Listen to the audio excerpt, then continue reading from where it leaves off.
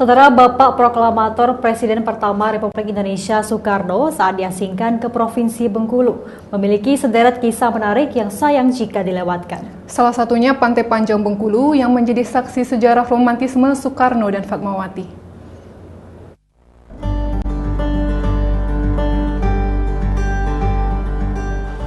Pemirsa, siapa yang tidak kenal dengan Pantai Panjang Bengkulu yang memiliki pesona alam yang indah dengan pasir putih yang halus serta ruang terbuka hijau yang bervegetasi alami berupa pohon cemara dan pohon pinus di sepanjang pantai.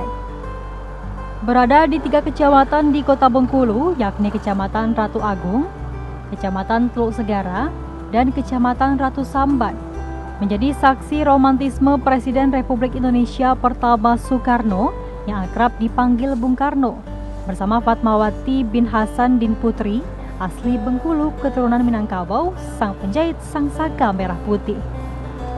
Pesona indahnya pasir putih dengan suara gemuruh ombak pantai yang saling berkejaran menghiasi sepanjang pesisir pantai menjadikan obrolan antara Bung Karno dengan Fatmawati kala itu semakin menarik.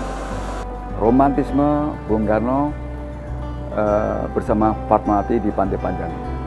Ini terjadi, jadi ketika Inggit itu pamit dengan Bung Karno, karena Inggit mau menyekolahkan Ratna Juami ke Jogja ya. Nah, kesempatan ini dipakai Bung Karno untuk lebih dekat lagi dengan Fatmawati. Nah, saat itu Fatmawati ini sedang berkembangnya ya. Gairahnya, dia banyak belajar menyerap berbagai macam pengetahuan, dan Fatmawati juga sudah punya bekal yang cukup. Dia terasah dalam kondisi lingkungan, dia rajin mengaji dan sudah mulai bisa membaca kondisi sosial yang ada di sekitar itu. Dan ketika romantisme itu sedang berproses, ini salah satu yang nantinya akan menjadi dasar Fatmawati untuk mengenakan prinsip ya. Ketika Bung Karno sedang memancing atau ngobrol dengan Fatmawati, banyak hal yang ternyata membuat Bung Karno sendiri itu kaget gitu. Seorang Fatmawati yang masih belia bisa mengimbangi dalam diskusi dengan Bung Karno.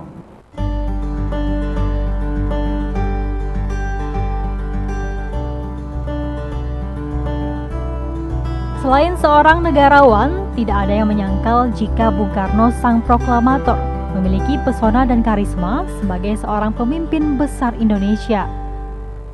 Beliau juga merangkai syair bernada romantis kelas wahid yang bisa membuat ulu hati perempuan yang membacanya. Indahnya syair Bung Karno untuk Fatmawati, "Kamu adalah cahaya di mataku. Kamu yang akan mengizinkanku melanjutkan perjuangan beratku. Dari ribuan perawan di dunia, aku memuliakanmu sebagai dewi. Aku memujamu dengan nyanyian yang mulia, bunga dan sebanyak kemenyan hatiku." Begitu Bung Karno menyatakan mengultimatum, kalau lebih tepatnya, kalau baca katanya gini, kalau Fatmawati nggak menolak saya, maka saya jangan harap masih ada di dunia. Intinya gitu. Jadi begitu kan Fatmawati langsung dek gitu ya. Nah, kok sampai begitu? Padahal Bung Karno statusnya masih berkaitan dan masih suami resmi Inggit. Oke, kalau begitu ya bahasanya gitu ya. Akhirnya Fatmawati bisa menerima dengan catatan dia tidak mau dimadu, tidak mau dipoligami. Selesaikan dulu urusan dengan Inggit. Dengan takdir ya, karena Bung Karno saat ada di Jakarta, Fatmawati dalam penantian panjang, dan akhirnya juga terjadilah pernikahan wali, nikah tapi diwakilkan. Siapa sangka seorang putri dari seorang ayah yang berlatar belakang seorang aktivis organisasi Muhammadiyah di Bengkulu akhirnya menjadi seorang ibu negara pertama Republik Indonesia. Sejarah mencatat pada tahun 1943, Fatmawati resmi dipersunting sang proklamator. Kemudian Fatmawati diboyong ke Jakarta. Pernikahan keduanya dikaruniai 5 orang anak. Dalam perjalanannya, Fatmawati selalu mendukung penuh dan tetap setia mendampingi sang suami sebagai Presiden Republik Indonesia. Siti Anisa dan Ardansyah, TVRI Bengkulu melaporkan.